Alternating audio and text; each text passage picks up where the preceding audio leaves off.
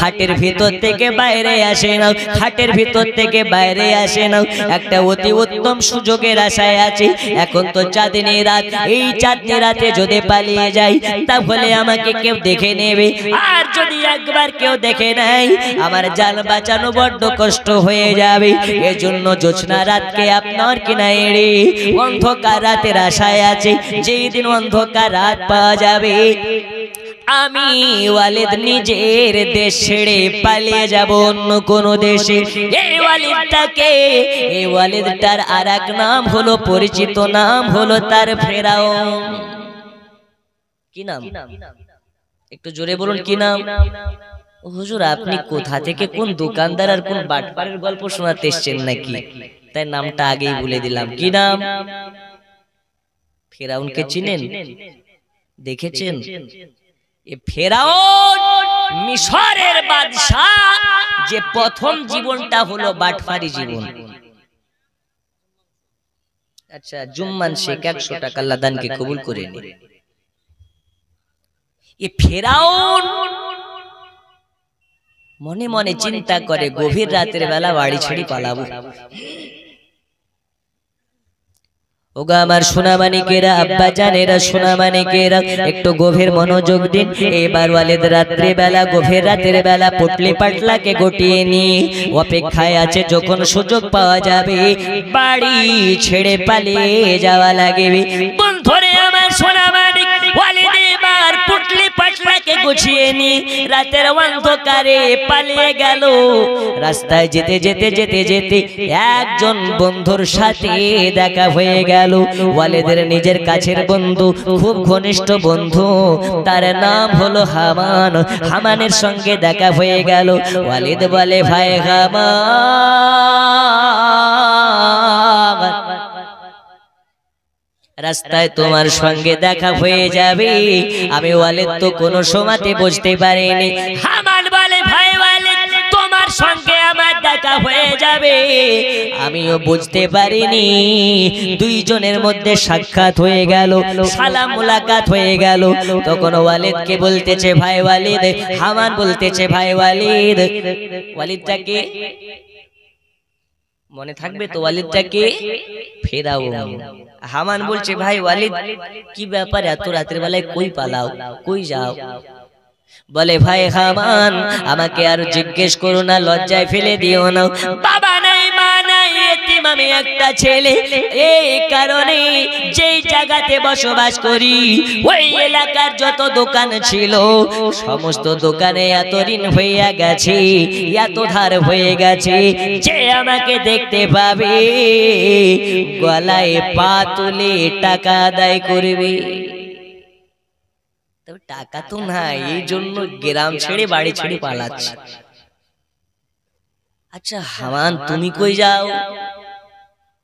বলে ভাই ওয়ালিদ তুমি যে কারণে পালিয়েছো ওই কারণে 2 দিন আগে আমিও এসেছি। কয়দিন আগে? একটু জোরে, কয়দিন আগে? মানে রাস্তাতে চোরের সঙ্গে বাটফারের দেখা, চোরের সঙ্গে বাটফার, দুই বেটা চোরে চোরে মস্ত তো ভাই দেখা হয়ে গেল।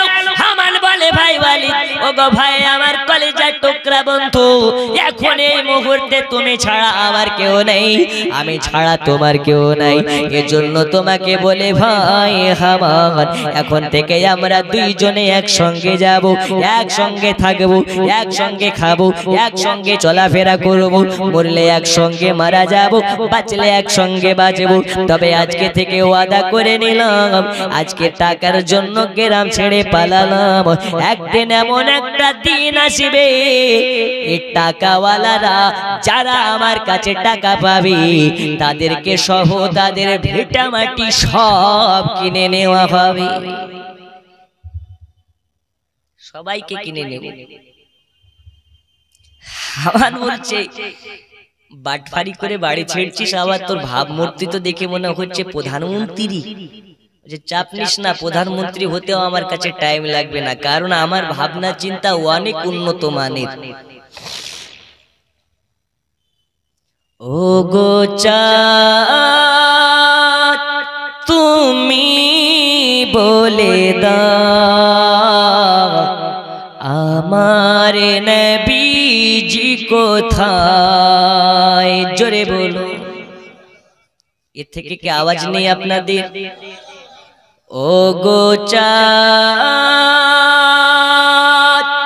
তুমি বলে দাও আমার নবীজি কোথায়, কোথায় গেলে পাবো নবীকে, কোথায় গেলে পাবো নবীকে, পাক নবীজির রওজায় গো চাঁদ তুমি বলে দাও আমার নবীজি কোথায়, জোরে বলুন।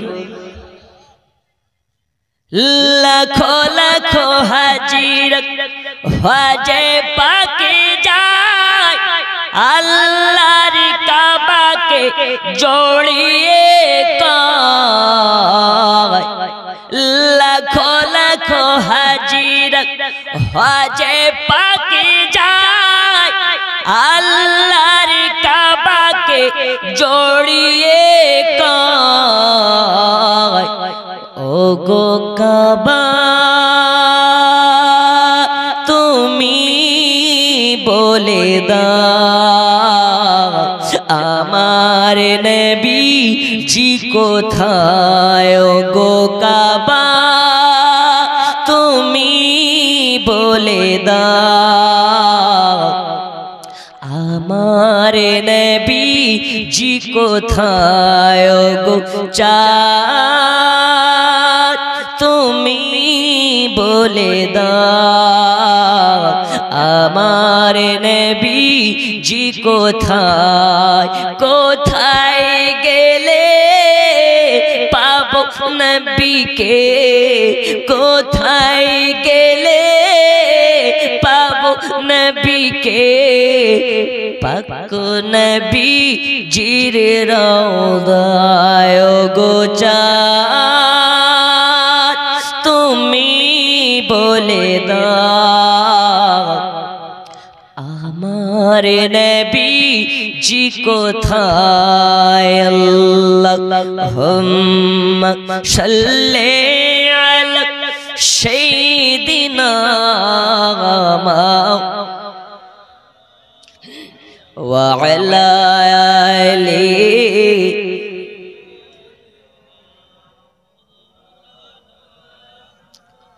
বন্ধু আমার সোনা মানিকেরা, বলতেছিলাম ওয়াহিদ আপনার কিনা ওয়ালিদার খামানের ঘটনা। এবার দুইজন বন্ধু মিলে রাস্তা দিয়ে চলতে চলতে আপনার কিনা দিন যায় রাত আসে, ক্ষুধার্ত অবস্থায়, খাওয়া নাই দাওয়া নাই পানি নাই, পিপাসায় পিপাসিত অনাহার ক্ষুধার্ত দুইজনা বন্ধু মিলে রাস্তা দিয়ে যেতে যেতে দেখতে পায় রাস্তার ধারে একজন ব্যক্তি ক্ষেতের মধ্যে তরমুজের চাষ করতেছে। তরমুজ আপনার কিনা ক্ষেত থেকে তুলে তুলে এক জায়গাতে জমা করতেছে। কি করতেছে? তরমুজ খেয়েছেন না বন্ধুরে আমার সোনা মানিক?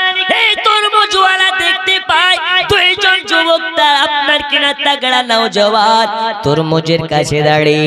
এরা তরমুজ থেকে আর এক কদম আগে পা ফেলে না। যদি একটা দয়া করে মালিক আমাদেরকে তরমুজ দেয়, গলার পিপাসাও মিটে যাবে, ক্ষুধা জ্বালাও নিবারণ হবে।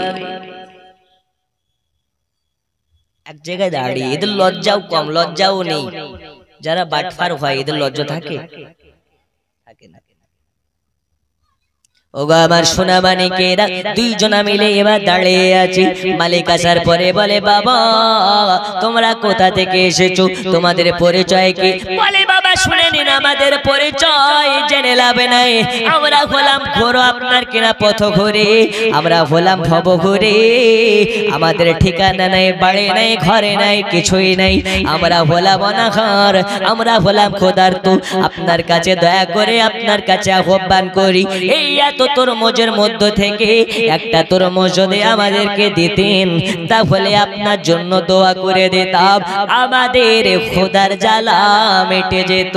ওই সময় গরিব হলো তো কি হলো, মনটা হলো বড়। ক্ষেতওয়ালা বলে বাবা একটা তরমুজ নিয়ে নাও, খেয়ে নাও, খেয়ে নাও। এমন যুবক এত তাগড়া, একটা তরমুজ দিলে সেকেন্ডের মধ্যে একদম পার করে দিয়েছে। সাপার বলে বাবার একটা খাবে নাকি, বলে বাবার একটা খাও খাও খাও, চাপ নেই। আর একটা তরমুজ তুলে আর একটা তরমুজকে সাপার করে দিয়েছে। বলে বাবা আর একটা খাবে নাকি। ওই সময় গরিব আপনার কামলাটা বলে ও বাবা শুনে নাও, আমি হলাম গরিব একজন আপনার কেনা মাঠের মনীষ। আমার ক্ষেত থেকে আমি আপনার কেনা অত অনেক কষ্ট করে চাষবাস করে তরমুজ বেচা কেনা করি। যদি তোমাদেরকে একটা করে দুইটা করে দিয়ে দিই, তাহলে আমার পেটে, আমারও পেট আছে, আমি খাবো কি? আর বাবা তোমাকে দিতে পারবো না। এবার শুনে নাও বাবা, আমার তরমুজ খেতে হলে আমার সঙ্গে তোমাদেরকে কাজ করা লাগবে। আমার ক্ষেত থেকে তরমুজ তোমাদেরকে তুলে দেওয়া লাগবে। তোমরা যদি রাজি থাকো তবে তোমাদেরকে দেওয়া হবে। তখন হামান ওয়ালিদকে বলে ভাই ওয়ালিদ,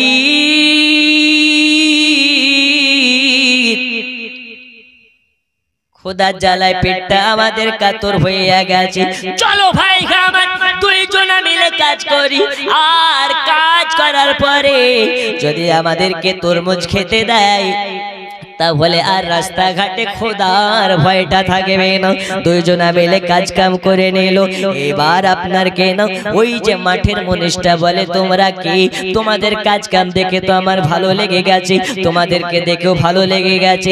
এই ওয়ালিদের এত বডি, এই হামানের শরীর স্বাস্থ্য এমন, এই আপনার কেনা ওয়ালিদের শরীর স্বাস্থ্য আপনার কেনা এমন যে একজন ব্যক্তি হয়ে 10 জন পালোহানকে একাই তারা আপনার কেনা বগলের তলে রেখে দেবে।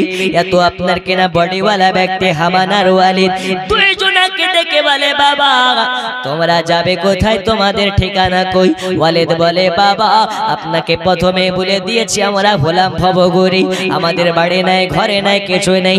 এখন যাচ্ছি মিশরের দিকে, যদি কোনো কাজ কাম পাই সেইখানে আমাদের লাইফটাকে সেটেল করে নেব, বাকি জীবনটাকে সেটেল করে নেব।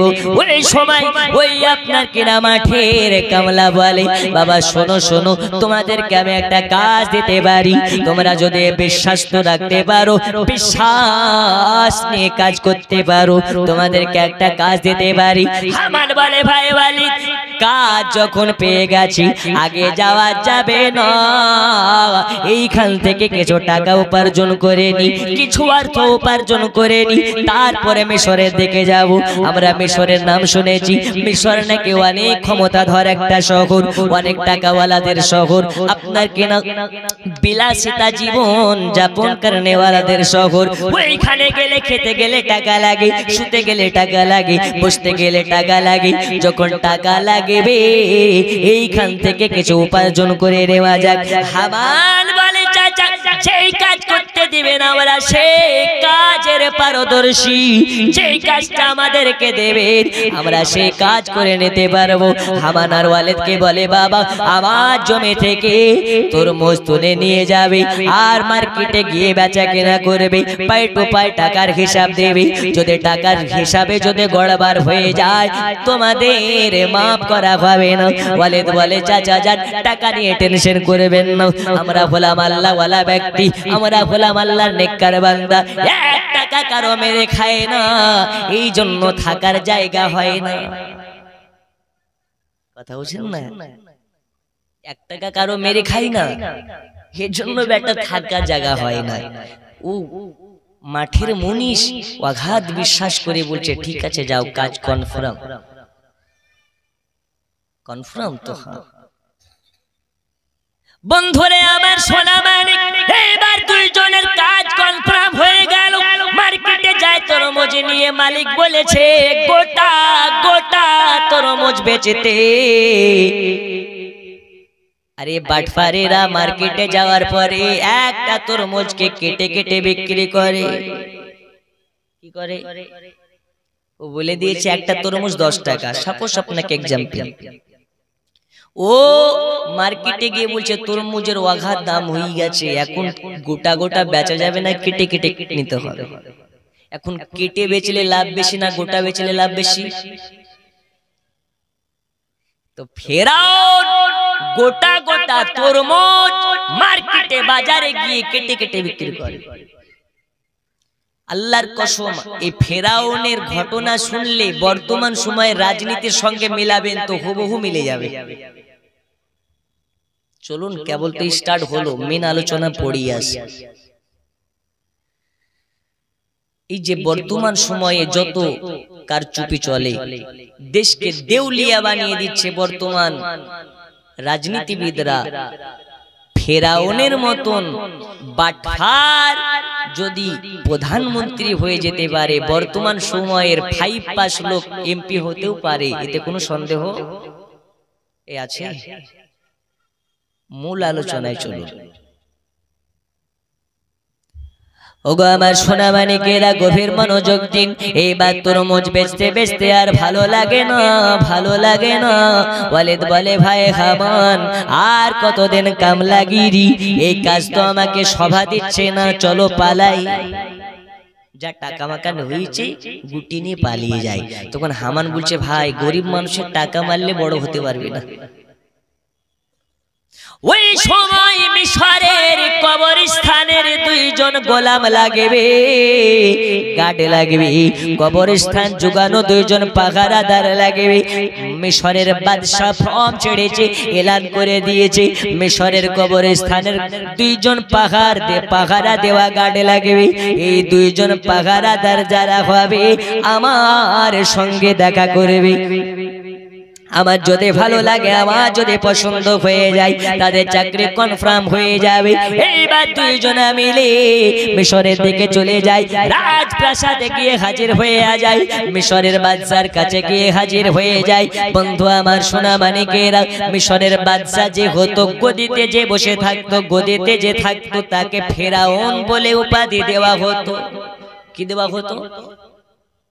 মিশরের যে বাদশা হতো তাকে ফেরাউন বলা হতো।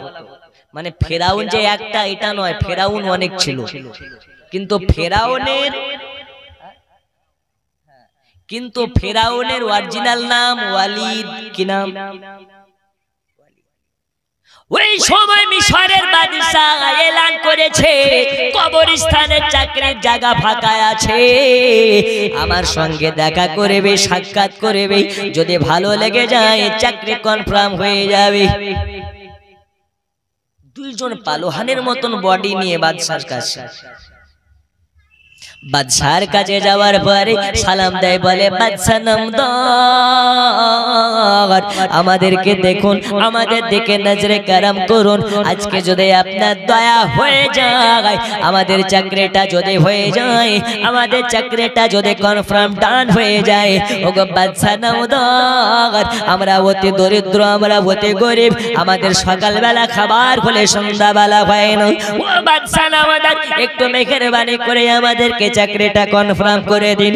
বাদশা বলে, চেহারা তো মাশাআল্লাহ, বডির ফিগার তো সেই মাশাআল্লাহ, এদেরকে যদি রাখা যায় কবরস্থানে কোনো রকমের ভয় নাই।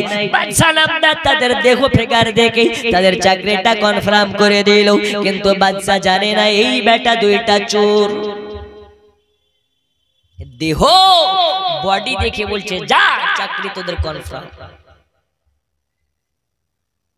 হয়ে গেল। 2 জনা 2 গেটে দাঁড়িয়ে আছে। ওই সময় মিশরে যারা যারা মারা যায়, মাটি দেওয়ার জন্য খাটলিয়া করে নিয়ে যায়। মিশরে আপনার কিনা ওলে গলে সব চিনে নিয়েছে, জেনে গেছে 2 জনা বাটফারে, হামান আর ওয়ালিদ, এরা 2 জনা প্ল্যান করে নেই, পরামর্শ বুদ্ধি করে নাই। শুনে নাও, শুনে নাও, শুনে নাও, বাদশা যে টাকা দেয়, যে বেতন দেয়, এই বেতনে আমরা কিছু করতে পারবো না। এখন আমাদেরকে নতুন কোনো ভাবনা চিন্তা করতে হবে। হামান আর ওয়ালিদ, হামান বলে, ভাই ওয়ালিদ, কি করা লাগবে, কি চিন্তা করতে হবে? ওয়ালিদ বলে, ভাই হামান, কান খুলে শুনে রেখে রেখে দাও। আমি একটা প্ল্যান করেছি, একটা যুক্তি বের করেছি। এখন যারা যারা মারা যাবে আর এই কবরস্থানে মাটি দেওয়ার জন্য নিয়ে আসবে, লাশ পেছনে 1 টাকা করে নেওয়া হবে, লাশ পেছনে 1 টাকা করে নেওয়া হবে। যারা যারা টাকা দেবে তাদের লাশ মাটি দিতে দেওয়া হবে, আর যারা টাকা দেবে না তাদের লাশ মাটি দিতে দেওয়া হবে না। হাওয়ান বলে, ভাই ওয়ালিদ তোমার যুক্তি তো ভালো, কিন্তু যদি আমাদেরকে জিজ্ঞেস করে টাকা নেওয়ার কথা কে বলেছে, তখন ওয়ালিদ বলে, ভাই খামান, কান খুলে শুনে নাও। আমরা তখন শুনিয়ে দেব মিশরের বাদশাহ নতুন আইন জারি করেছে। কে আইন জারি করেছে? অথচ মিশরের বাদশা কিছু জানে না। এরা 2 জন বাটপার মিলে নতুন আইন আমজনতার মধ্যে জানিয়ে দিল।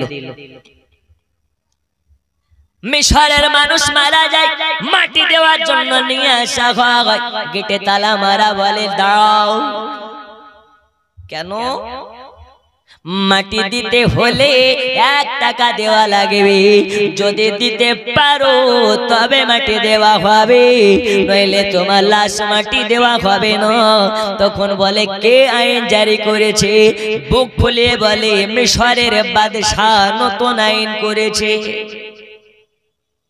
তখন দোয়া করছে, হে আমাদের প্রভু, এই মিশরের বাদশাকে পতন করে দাও, যে লাশের পেছনেও ঘুষ খায়। বাদশা কিছুই জানে না। আমাদের মধ্যে থেকে যেমন করোনা নামক ভাইরাস গেল, এই করোনা মহামারীতে হাজার হাজার লক্ষ লক্ষ মানুষ মারা গেছে, আমরা শুনেছি কিন্তু দেখিনি, ঠিক না বেঠিক?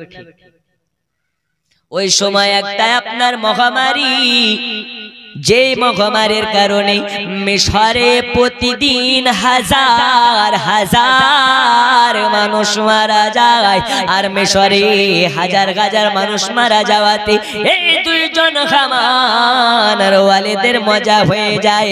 তখন বলে, ভাই বড় সুযোগ নেমে এসেছে, 1 টাকা জায়গাতে 2 টাকা করে নেওয়া লাগবে। আর এবার যারা 2 টাকা করে দেবে তাদেরকে মাটি দিতে দেওয়া হবে, নইলে মাটি দিতে দেওয়া যাবে না, যাবে না, যাবে না, যাবে না। বন্ধুরে আমার সোনা মানিক, এবার অনেক মানুষ মাটি দেওয়ার জন্য আসে, বলে শুনে নাও, শুনে নাও, 2 টাকা করে দিতে হবে। বাদশা নামদার নতুন আইন জারি করেছে, যারা যারা দিবে তাদের লাশ কবরস্থানে মাটি হবে, আর যারা দিবে না তাদের লাশ নীল দরিয়ায় ভাসিয়ে দেওয়া হবে।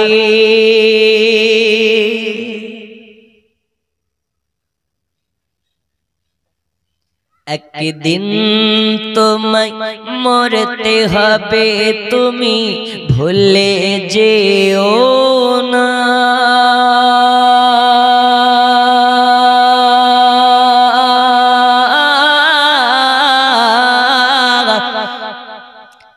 তোমার আসল ঠিকানা গো তোমার মাটির বিছানা।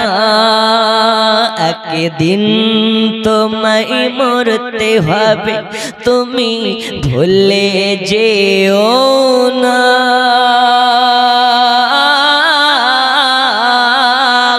তোমার আসল ঠিকানা গো তোমার মাটির বিছানা।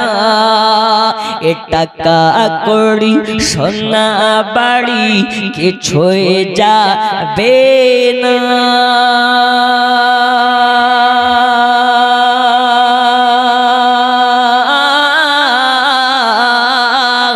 তোমার আসল ঠিকানা গো তোমার মাটির বিছানা।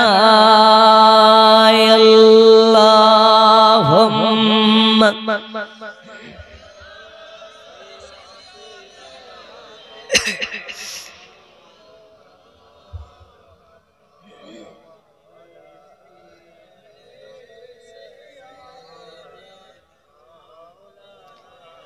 जोरे जोरे अल्लाहुम्मा सल्ली अला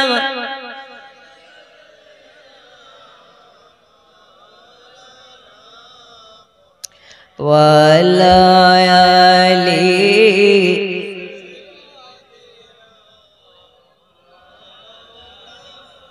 সাল্লু আলা মুহাম্মাদিন সাল্লু আলা মুহাম্মাদ হরদম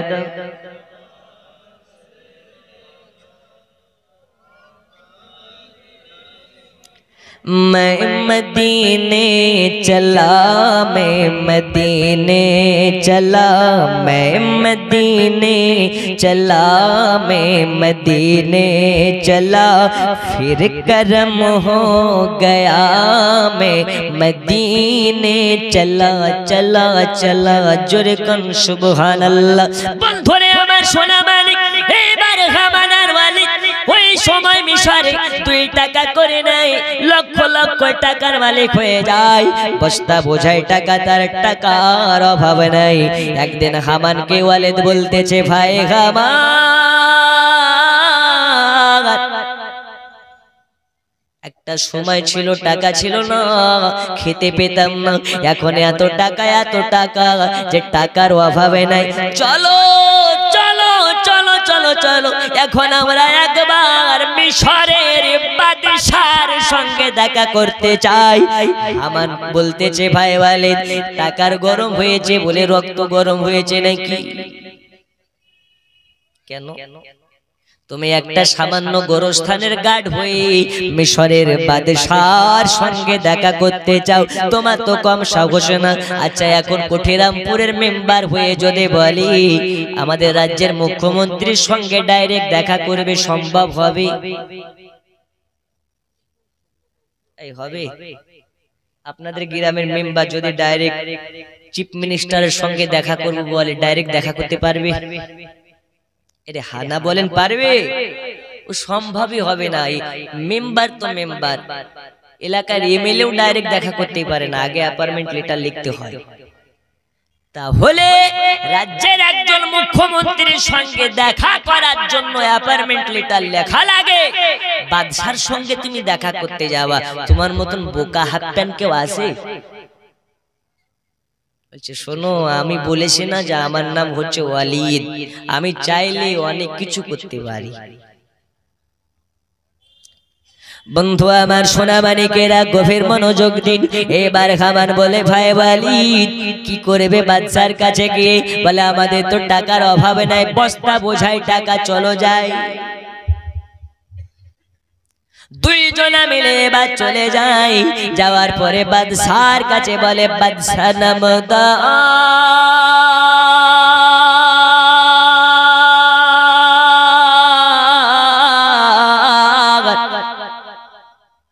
আপনার কাছে এসেছে আমরা হলাম কবরস্থানের গার্ড আমরা হলাম কবরস্থানের গোলাম হুজুর আপনার সঙ্গে দেখা করার ইচ্ছা আপনার সঙ্গে সাক্ষাৎ করার ইচ্ছা বাদশা বলে বলো বলো বলো তোমাদের প্রশংসা খুব ভালো মতন শুনি তোমরা নাকি খুবই মন দিয়ে কাজ কাম করো হামান বলছি তাহলে বাদশার কাছে ভুল আপডেট এসেছে বাদশা যদি অরিজিনাল আপডেট জানে তো আমাদের দুইজনেরই গলা কাটা যাবে এইবারে হামানার ওয়ালিদ বাদশা নামদারের সম্মুখে দাঁড়ায়া বাদশাকে বলে বাদশা নামদার আপনাকে বলে আমাদের মনের কথা মনের বাসনা মনের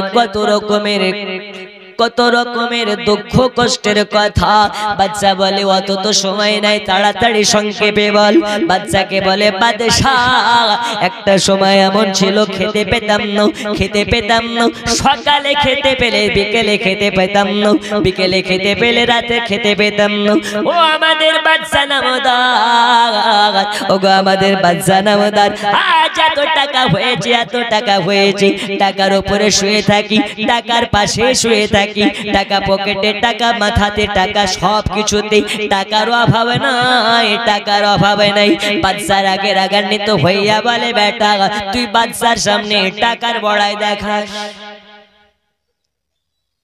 আচ্ছা বল এত টাকা কোথা থেকে পেলি? তুই তো সামান্য গোরস্থানের গার্ড, আর গোরস্থানের গার্ড পাহারাদার হয়ে এত টাকা কোথা থেকে এলো? তখন বলে বাদশা নামদার মিথ্যা বলবো না, যা বলবো সত্য বলবো। আমি তো কবরস্থানে যতজন মাটি দিতে এসেছে লাশ পেছনে 1 টাকা করে নিয়েছি। কয় টাকা? বাদশা বলছে তুই তো বিশাল বড় চোর। বলে বাদশা নামদার শুধু তাই নয়, যখন মহামারী চলতেছিল মহামারীর সময় 2 টাকা করে নিয়েছি।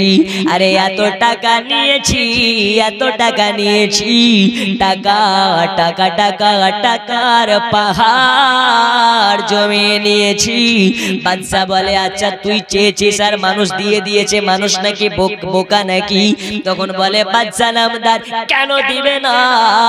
আপনার নাম করে যদি 2 টাকা কেন 2000 টাকা চাইতাম তো 2000 টাকা দিতে বাধ্য কি বাধ্য না? জোরে বলুন বাধ্য না?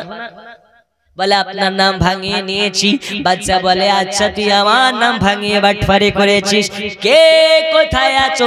এদের 2 জনকে তাড়াতাড়ি গ্রেফতার করো। ওই সময় খামান বলে ভাই ওয়ালিদ কেমনে ফাঁসাইয়া দিলে রে ভাই, আজ কোনো রেখাই নাই। ওয়ালিদ বলে ভাই হামান আমার সঙ্গে যখন আছিস চিন্তার কোনো কারণ নেই।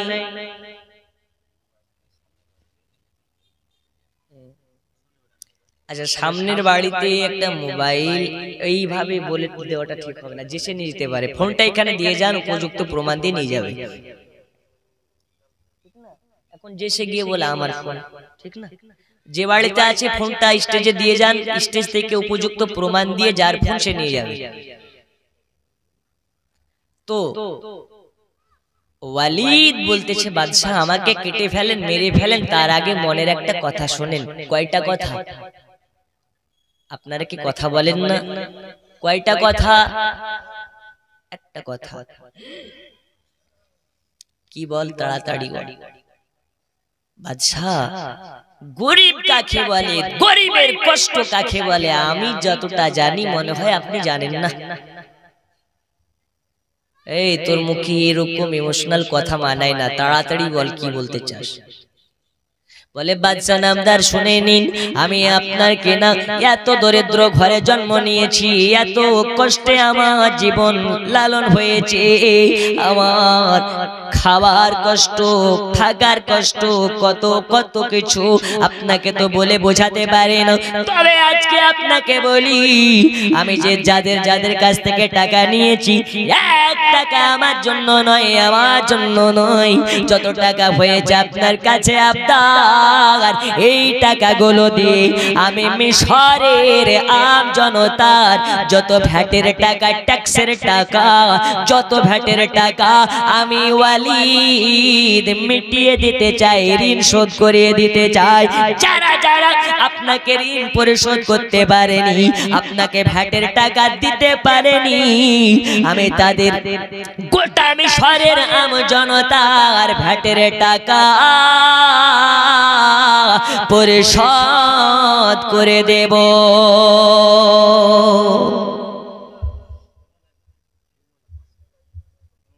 বিমলা 500 টাকা, একটু জোরে হবে না? আচ্ছা টাকা চাইবো না, ওয়াজ করব, ওয়াজ করব। কারা কারা শুনবেন না একটু হাত তুলেন। শুনবেন না? আমি বলেছি যারা শুনবেন না তারা হাত তুলেন। মেলায় লোকে তুলেছেন, যারা যারা তুলেছেন কানে তুলা ভরে নেন। হুজুর এটা মিস্টেক হয়ে গেছে। আসলে হুজুর কি বলে মনোযোগ দিন। রাতের বেলা বলে গেলাম সুদ খাওয়া হারাম, সকাল বেলায় যদি বলে দুধ খাওয়া হারাম বলি গেছে, কাজে দেবে? ফিতনা বেঁধে যাবে, খুব সাবধান।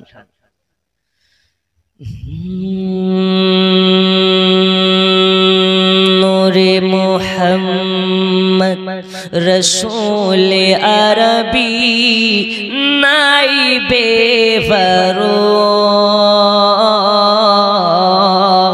জিবরাইল চুমে যার দরবার। জোরে বলো, আর একটু জোরে। आरो चित्कार मेरे कन सुबहान अल्लाह। नूरे मोहम्मद रसूल अरबी नाइबे फरोत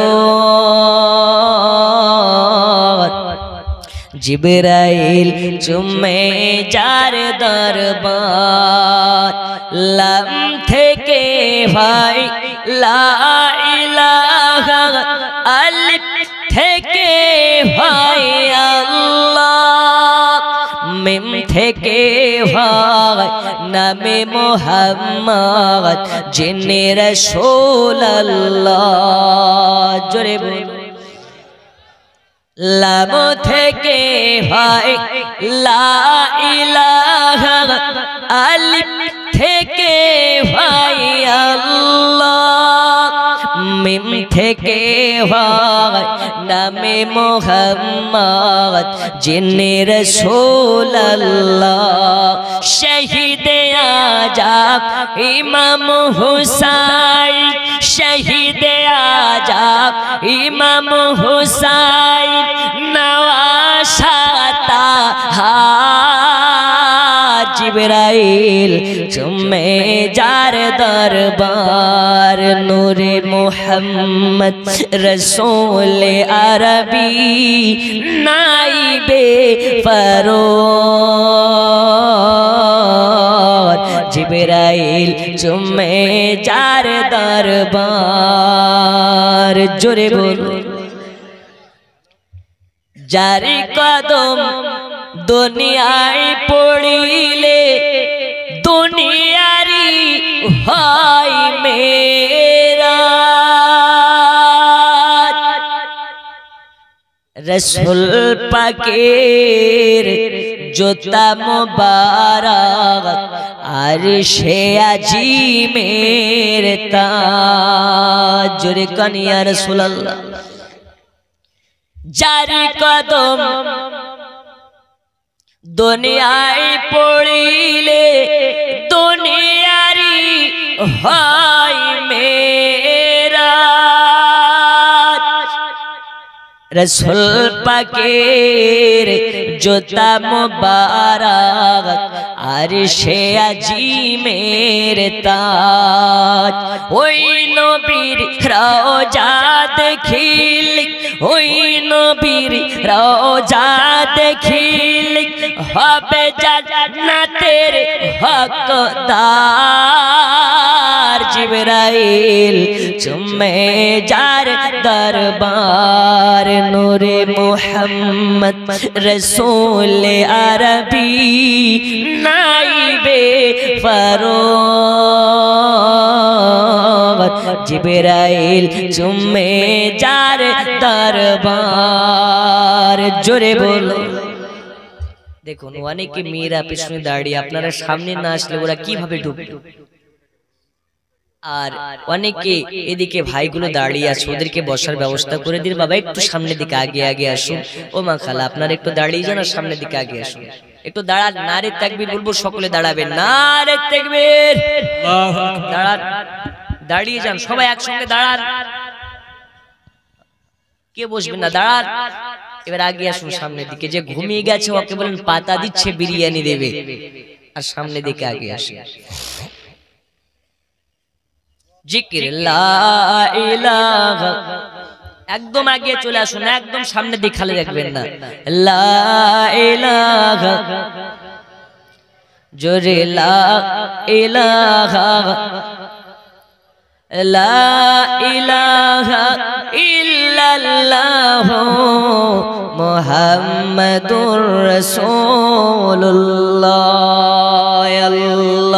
আল্লাহুম্মা সাল্লি আলা ও বাবা একটু সামনের দিকে আসুন না অনেক জায়গা এদিকে ফাঁকা আছে একটু আগে আসুন যাতে সবাই বসতে পারে সবাই যেন বসতে পারে পেছনে যারা আছে একটু সামনের দিকে আগে চলে আসুন যে অনেক লোক আছে দাঁড়িয়ে যারা তাদেরকে একটু বসার সুযোগ করে দিন মাশাআল্লাহ উচ্চ রবে আল্লাহুম্মা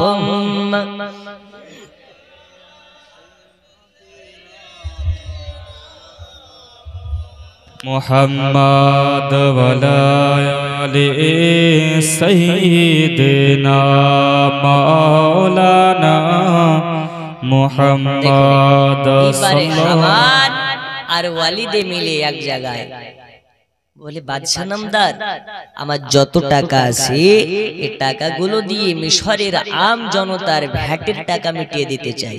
আচ্ছা, আমরা দেশের সরকারকে একটা ভ্যাট দিই কি দিই না? দিই না, কিন্তু অনেকে জানে না কোনটা ভ্যাট দিই। কিন্তু আপনি না জানলেও আপনার মাথা পেছন একটা করে ভ্যাট সরকারকে দিতে হয়। এটা প্রত্যেকটা দেশের একটা প্রথা আছে। বন্ধুরে আমার সোনা মানিক, এইবার হামান আর ওয়ালিদের কথা শোনার পরে বাদশাহ বলে এই তো বেটা চোর, কিন্তু চোর হলে কি হবে বেটা? ইমানদার চোর। কি চোর? এই অনেক মদখোর আছে না, ও বলে আমরা মদখোর বললাম তো কি হলো, আমার ঈমান আছে। আচ্ছা, ওর যদি ঈমান থাকবে ও মদ খাবে? যার ঈমান আছে ও মদ খায় না। হামান আর ওয়ালিদকে দেখার পরে বাদশা বলে ঠিক আছে যাও, এই টাকা নিয়ে যদি তোমরা পালিয়ে যাও তবে তোমাদের গর্দানে যাবে, আর যদি ভ্যাটের টাকা মিটিয়ে দাও তাহলে দুজনেই বেঁচে যাবে, তার সাথে সাথে চাকরিও থেকে যাবে।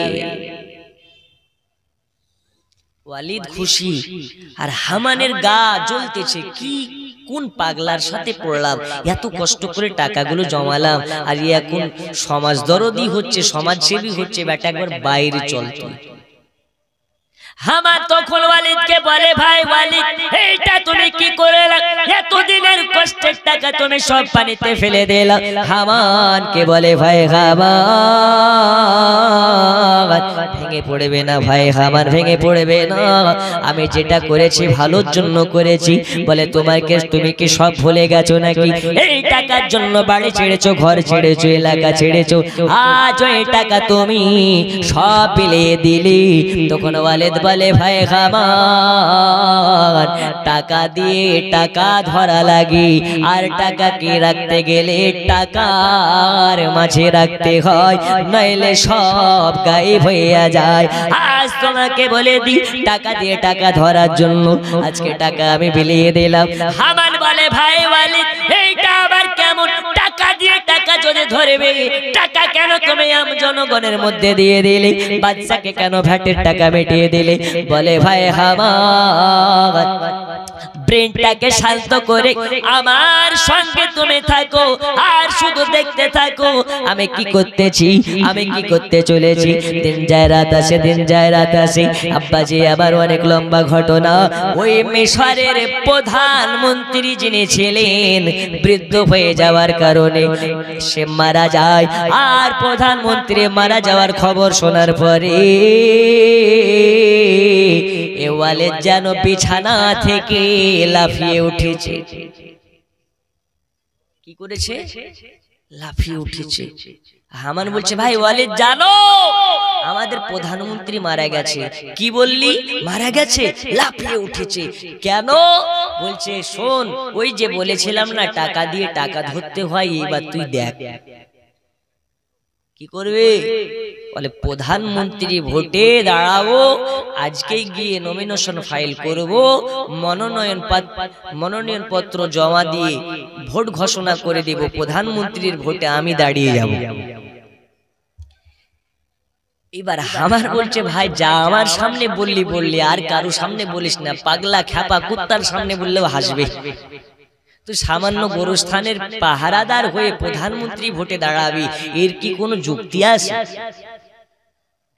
বলে কেন নাই, তোমাকে আমি দেখিয়ে দিতে চাই প্রধানমন্ত্রী হওয়া যায় কি যায় না। আজ তুমি দেখে নাও। এইবার যেন বাবা মনোনয়ন পত্র দিয়ে জমা দিয়ে দিলেন, প্রধানমন্ত্রী ভোটে দাঁড়াবে হামান।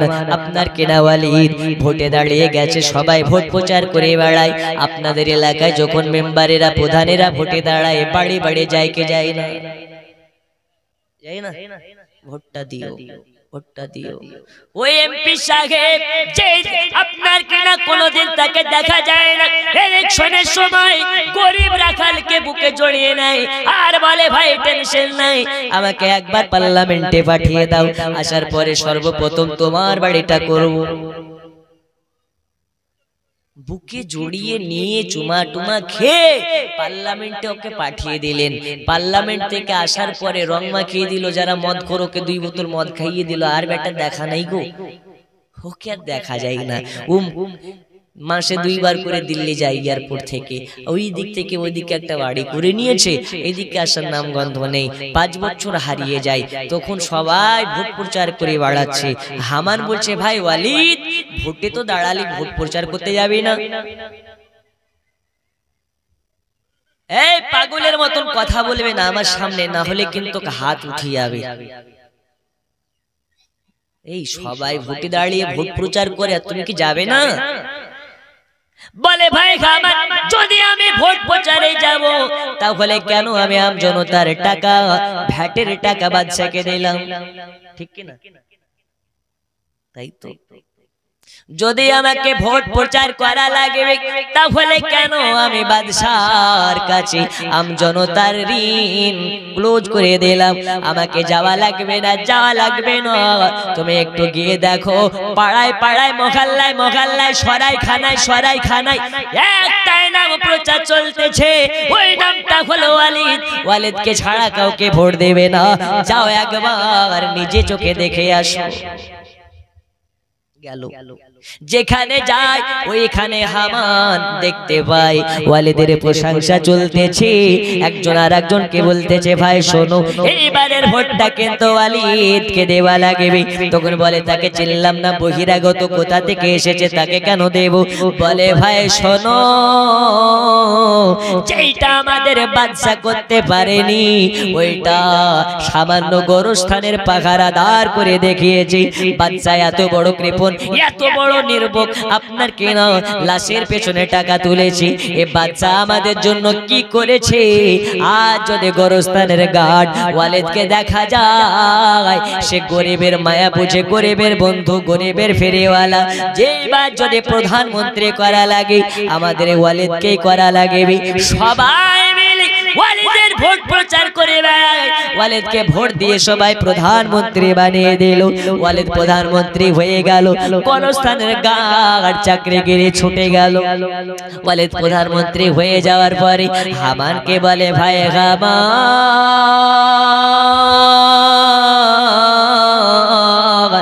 আমাকে আর প্রধানমন্ত্রী ভালো লাগে না, ভালো লাগে না, এবার আমি একবার বাদশাহ হতে চাই।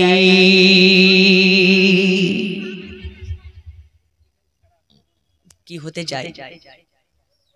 বাদশাহ ফেরাও।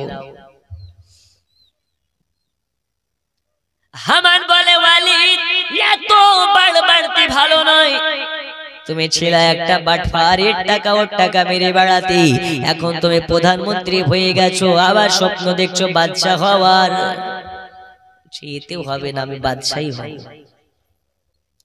বন্ধুরে আমার সোনা মানিক, বাদশাহ মারা গেল, অনেক লম্বা চওড়া ঘটনা। এইবার জানো হামান বলে ভাই ওয়ালিদ, বাদশাহ মারা গেল, এবার কি করবে? বলে আমি বাদশাহ হব, তোকে প্রধানমন্ত্রী করব। টুকরা টুকরা করে বলি বাবা, হামানকে এবার প্রধানমন্ত্রী করে দেওয়া হয়, আর ওয়ালিদ মিশরের বাদশার গদিতে বসে নিজেকে ফেরাউন হিসাবে পরিচয় দিয়ে দেয়।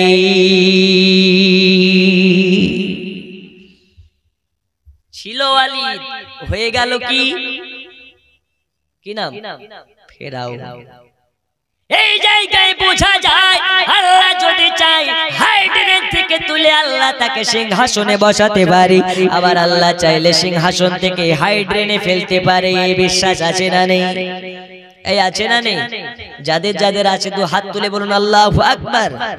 আরো জোরে নারে তাকবীর, নারে রিসালাত, মাসলাকে আলা হযরত, মাসলাকে আলা হযরত, নারে তাকবীর, নারে রিসালাত।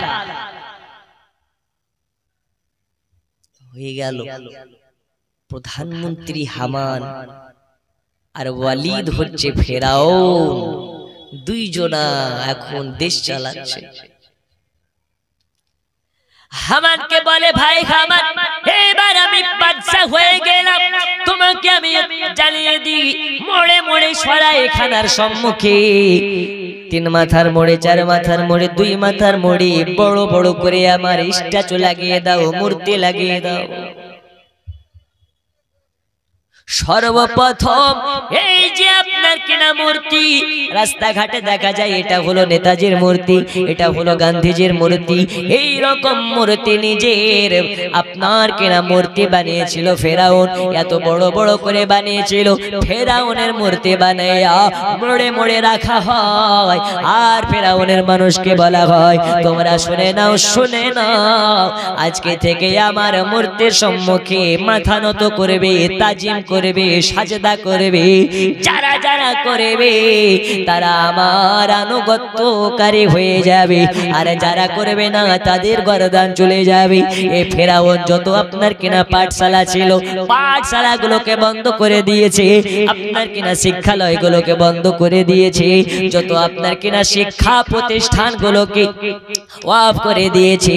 ফেরাউন জানে এই সময় যদি আপনার কিনা শিক্ষার হার বেড়ে যায়, পাঠশালা থেকে যায়, স্কুল কলেজ থেকে যায়, মাদ্রাসা থেকে যায়, শিক্ষিত সমাজ জেগে যাবে। আর শিক্ষিত সমাজ জাগলে মূর্খর বাদশার গদি পতন হয়ে যাবে।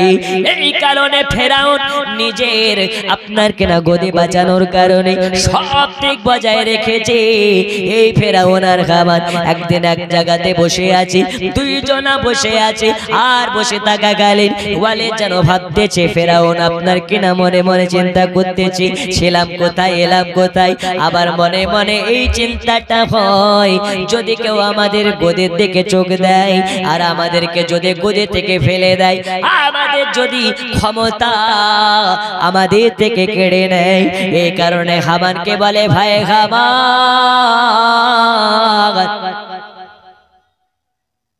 একটু যত গণক আছে সবাইকে ডাকো, আমাদের শত্রু মিত্র তো অভাবে নাই।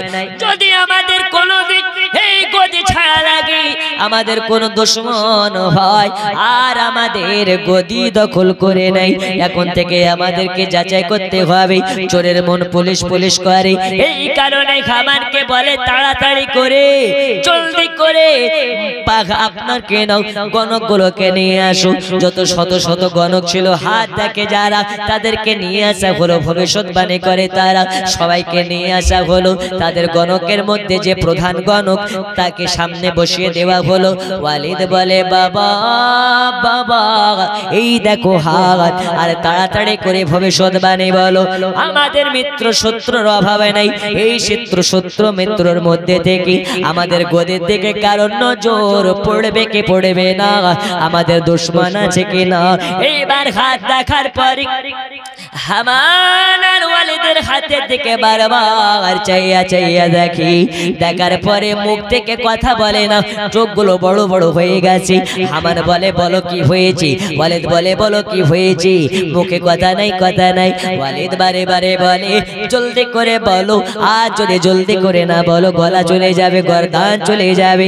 ওই সময় ওয়ালিদকে বলে বাদশা নামদার, আপনার সম্মুখে আমি বলি কেমনে, আপনাকে বলি কেমনে, তবে শুনে নিন, যখন আমাকে বারবার রিকোয়েস্ট করতেছেন, আপনার হাত দেখার পরে যেটা দেখতে পেলাম, একদিন এমন একজন আসিবে যার আগমন হওয়ায় আপনার সিংহাসনের পায়া লড়ে যাবে।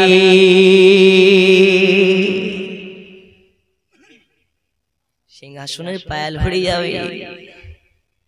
আর শুধু তাই নয়, ওই ব্যক্তি আসবে যার নাম হবে মুসা। मूसा कलीमुल्लाह আর নাম मूसा कलीमुल्लाह मूसाটাকে তিনি বলেন আল্লাহর পয়গম্বর হয়ে আসবে যখন দুনিয়ার ধরা ধামে চলে আসবে मूसा कलीमुल्लाহ আসার পরে আপনার গদি উল্টায়া দেবে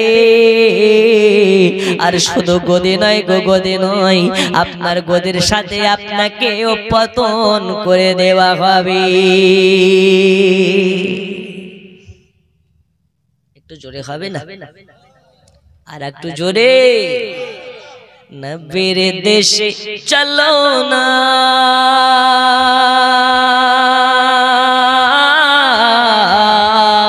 জিয়ারতে ওই মদিনা স্বপ্নে আমি দেখি সোনার মদিনা জোরে কোন সুবহানাল্লাহ আমার নবী নূরের নবী তো জাহানের ধানের ছবি আমার নবী নূরের নবী তো জাহানের ধানের ছবি ওই নবীকে দেখার তারে মন হলো মোর দিওয়ানা স্বপ্নে আমি দেখি সোনার মদিনা নবীর দেশে চলো না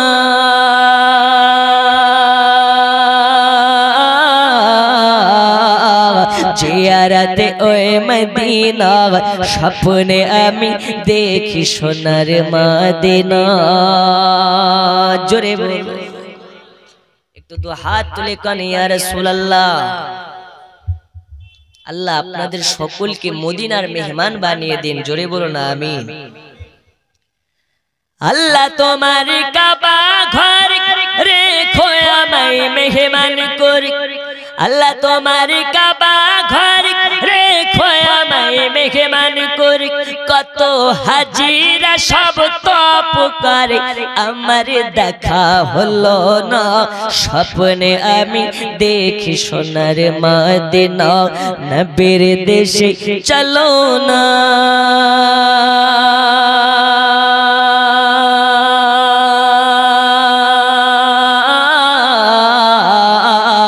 জিয়ারতে ওই মদিনা স্বপ্নে আমি দেখি সোনার মদিনা সুবহানাল্লাহ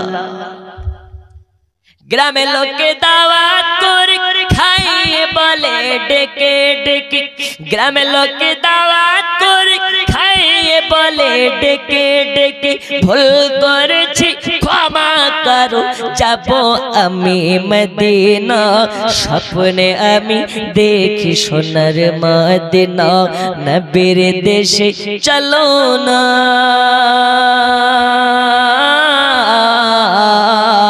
জিয়ারতে ওই মদিনা স্বপ্নে আমি দেখি সোনার মদিনা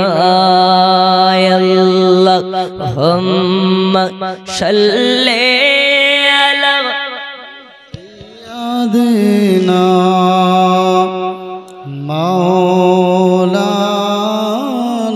মুহাম্মদ ওয়া আলা আলি সাইয়্যিদিনা মাওলানা মুহাম্মদ দেখুন আমি বলেছিলাম প্রথমেই অহংকার মুক্ত জীবন করতে হবে আর বেশি বেশি করে কবর অনুসরণ করতে হবে যারা কবরকে বেশি বেশি অনুসরণ করে তারা অহংকার মুক্ত হয়ে যাবে কিন্তু আমাদের কি মনে পড়ে এই ফেরাউন ছিল কোথায় এলো কোথায় বেশি নয় আর কিছুক্ষণ আছে বিদায় নেব 2 ঘন্টার কাছাকাছি ফেরাউন ওই সময় হামানকে বলে ভাই হামান শুনলে না নাকি কি বলেছে একে তাড়াতাড়ি করে আমার চোখের সামনে থেকে সরাও এর চেহারা দেখতে চায় না মাথায় একটা পোকা ঢুকিয়ে দিয়েছে সরাও গণককে সরাইয়া দেয় আর গণককে বলে শুনে নে আর একটা কথা বলে দে আমার যে দুশমন মুসা কি জন্ম নিয়েছে নাকি বলে না ওয়ালিদ বলে ভাই খামান প্রধানমন্ত্রী তাড়াতাড়ি করে গোটা মিশরে এলার করে দাও স্বামী স্ত্রী যেন একসঙ্গে না থাকে কি করে? স্বামীকে আলাদা করে দাও, স্ত্রীকে আলাদা করে দাও, এক জায়গায় থাকবে না। আর যদি কেউ লুকিয়ে যায়, আর যদি প্রশাসনের সম্মুখে ধরা পড়ে যায়, গর্দান চলে যাবে। বন্ধুরে আমার সোনা মানিক, অনেক লম্বা চওড়া ঘটনা, অনেক রকম পরিস্থিতি আপনার কিনা ক্রিয়েট করার পরে, অনেক সিন ক্রিয়েট করার পরে আপনার কিনা মুসা কালিমুল্লাহর আগমনকে রুখতে পারেনি। মুসা কালিমুল্লাহ মায়ের গর্ভে চলে এসেছে। আবারও গণকগুলোকে ডাকে ডেকে নিয়ে আসা হয়। সমস্ত গণকগুলো দেখার পরে বলে, ওয়ালিদ, আমাদের বাচ্চা নামদার এখন মুসা কালিমুল্লাহ মায়ের পেটে আছে। আর ফেরাউন রাগে রাগান্বিত হইয়া বলে, আরে তুমি কেমন করে কাজ করেছো যে এখন মুসা মায়ের পেটে চলে এসেছে? তাড়াতাড়ি করে যত গর্ভবতী আপনার কিনা মহিলা আছে তাদেরকে পেটে থেকে বাচ্চাগুলোকে মেরে দাও, তাদের পেট থেকে বাচ্চাকে নষ্ট করে দাও, মেরে দাও, মেরে দাও। আমার দুশমন যেন কোন রকম ভাবে জন্ম না নিতে পারে। একবার যদি তাকে জন্ম আপনার কিনা জন্ম হয়ে যায় তার, তাহলে রোকা খুব মুশকিল হয়ে যাবে। এবার ফেরাউনের কথা মোতাবেক প্রাইম মিনিস্টার, প্রধানমন্ত্রী হামান চলে যায় সেনাবাহিনী নিয়ে, পুলিশ প্রশাসন নিয়ে। অনেক আপনার কিনা যাদের পেটে বাচ্চা আছে, পেটের বাচ্চা পেটে মেরে দেয়। আবার আপনার গণকগুলোকে একাগ্রিত করা হয়। বলে, হাত দেখে বলো কি ব্যাপার? হামানকে আর ওয়ালিদকে বলে, ওগো বাদশাহ নামদার, কান খুলে শুনেনি, আপনার দুশমন এখনো মায়ের পেটে নয়, আপনার যে গদি উল্টাবে সে এখন দুনিয়ার আলোতে চলে এসেছে। নারে দেখবে, নারে রিসালাত। আল্লাহ চাইলে রুখতে পারে না কেউ, এটাই হচ্ছে বাস্তব। এইবার মুসা কালিমুল্লাহর আগমন হয়ে যাওয়ার ঘটনা শোনার পরে চোখ মুখ লাল হয়ে গেছে। হামান, কই রে হামান, একবার আমার সামনে আয় বেটা, তোকে দেখতেছি। হামানকে চিৎকার মেরে ডেকেছি। হামান এবার উপস্থিত হয়ে গেছে। ফেরাউন বলে, হামানকে বলে, হামান, তোমার কি এটাই হচ্ছে কাজ যে সব কাজে তোমার ব্যতিক্রমতা থেকে যায়? এই হামান শুনে নাও, তাড়াতাড়ি করে যাও আর বাচ্চাটাকে মেরে ফেলো। যদি বাচ্চা মারা না যায় তাহলে তুমি আমার হাত থেকে বাঁচতে পারবে না। বন্ধুরে আমার সোনা মানিক, এইদিকে আপনার কিনা মুসা কালিমুল্লাহ মায়ের কাছে আছে। আমার আল্লাহ পাক, আল্লাহ তাআলা মুসা কালিমুল্লাহকে কেমন ভাবে রক্ষা করতেছেন দেখুন। এদিকে ফেরাউন হামানকে পাঠিয়ে দিল, বাড়ি বাড়ি যাও আর বাচ্চা দেখো। যেই বাড়িতে বাচ্চা দেখতে পাবে, যেই বাড়িতে ছেলে বাচ্চা দেখবে, যে বাড়িতে বেটা বাচ্চা দেখবে, সঙ্গে সঙ্গে তাকে হত্যা করে দেবে। কথা বলার কোন রকমের চান্স দেবে না। এবার হামান মিশরের প্রশাসন পুলিশকে নিয়ে বাড়ি বাড়ি যায়, বাড়ি বাড়ি যায়। যেই বাড়িতে বাচ্চা দেখতে পায় সেই বাড়িতে বাচ্চাগুলোকে মেরে দেয়। এইদিকে মুসা কালিমুল্লাহ তার বোন মুসা কালিমুল্লাহকে নিয়ে আদর করতেছে, আদর করতেছে। আর যেন দেখতে পায় পুলিশ বাহিনী নিয়ে হামান চলে আসতেছে। এ বাবা, বন্ধু আমার সোনা মানিক, এবার মুসা কালিমুল্লাহকে নিয়ে দৌড়াতে দৌড়াতে মার কাছে গিয়ে বলে, মা জননী,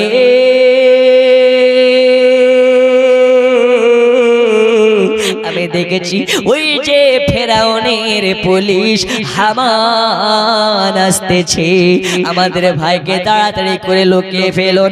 আর যদি হামান দেখে নাই তাহলে আমাদের ভাইকে বাঁচানো যাবে না, বাঁচানো যাবে না, মেরে দেবে। মা বলে, শোন রে বেটি, আমার হাতে চাইলে আমি মারবো, আমার ছেলে আমার কাছে শেষ হবে, কিন্তু আমি কোনো সময় হামানের পুলিশ দিয়ে মারতে দেব না, ফেরাউনের পুলিশ দিয়ে মারতে মারতে দেব না। এজন্য বাবা বাড়ির গেটের কাছে যখন তারা চলে এসেছে, খামানার পুলিশ চলে এসেছে, আব্বাজি আমার সোনা মানিক ওই সময় উনুনের উপরে আপনার কিনা পানি টক বক বক বক করে ফুটতেছে, উনুনে আপনার আগুন জ্বলতেছে, আখায় আগুন জ্বলতেছে। আর মুসা কালিমুল্লাহর মা মুসা কালিমুল্লাহকে নিয়ে গিয়ে দপদপে আগুনের উনুনের ভিতরে ভরে দিয়েছে। ভরে দিয়েছে বন্ধু আমার সোনা মানিক ওই উনুনের উপরে আবার হাড়ি বসিয়ে দিয়েছে, আগুনের ভিতরে মুসা কালিমুল্লাহ আর হামানার পুলিশ ঢুকে গেছে, কারো সঙ্গে কথা না বলি এদিকে ওদিকে খোঁজাখুঁজি করতে লেগেছে। হামান বলে এ বাড়িতে কেউ নেই, একটা আপনার কিনা সিলমোহর মেরে দিয়ে চলে যায়, সরকারি খাতায় উঠে গেল এই বাড়িতে কোনো বেটা ছেলে নেই, এই বাড়িতে কোনো বাচ্চা বেটা নেই, এই বাড়িতে কোনো পুত্র সন্তান নেই। এবার শহীদটা মেরে দিয়ে সরকারি খাতায় নাম তুলে নিয়ে চলে গেল। আর এইদিকে মুসা কালিমুল্লাহ আর আম্মা জান মাটিতে অজ্ঞান হয়ে পড়ে গেছে। মুসা কালিমুল্লাহর বোন মাকে বলে মা জননী জননী, এইভাবে ভেঙে পড়বেন না। এই যে দেখুন আমার ভাই উনুনের আগুনে পড়ে মনে হয় এতক্ষণ ছাই হয়ে গেছে। তখন মা মন মানে না বলে বেটি রে একটু আমার বেটার ছাই তুলে আমাকে দেখা, আমি গালে মাখতে চাই, বুকে লাগাতে চাই, আমার বাচ্চা মনে হয় এখন পড়ে ছাই হয়ে গেছে। বন্ধুরে আমার সোনা মানিক মুসা কালিমুল্লাহর বোন বলে মা আমি পারবো না আমার ভাইয়ের ছাই পোড়াতে বদলতে পারবো না, জান আপনি গিয়ে তুলুন। এবার মুসা কালিমুল্লাহর আম্মা জান উনুনের কাছে যে গিয়া আপনার ঘাড়িটাকে তুলে দিয়েছি, চক্ষুটাকে খুলে যখন একবার উনুনের আগুনের দিকে তাকায় যেন দেখতে পাই আল্লাহর পয়গম্বর মুসা কালিমুল্লাহ আগুনের মধ্যে ফুটফুটে বাচ্চা লড়া চড়া করতেছে।